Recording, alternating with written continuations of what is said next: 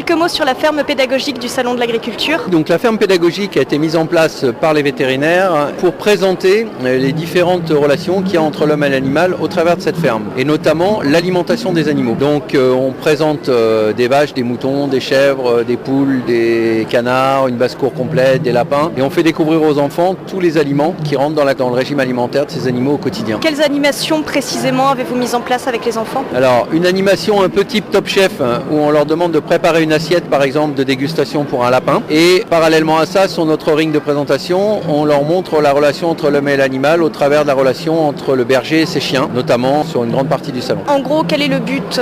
C'est vraiment un but pédagogique pour les enfants? Est-ce qu'il y a autre chose derrière? Alors c'est uniquement un but pédagogique, leur faire découvrir aussi des animaux qu'ils ne rencontrent pas toujours, qu'ils ne connaissent pas toujours, comme le dindon par exemple. Ils connaissent l'escalope de dinde et ils savent ce que c'est vaguement qu'une dinde, mais un dindon qui a 4-5 ans comme celui qu'on présente, qui a donc une morphologie particulière, des caroncules sur la tête, qui fait un peu animal préhistorique pour eux. Ça c'est un de nos objectifs, et de leur faire découvrir au travers de la présentation toute la relation qui lie l'homme et l'animal dans ce qui va constituer après leur alimentation à eux, mais dont ils n'ont plus connaissance compte tenu de la distribution des aliments actuellement.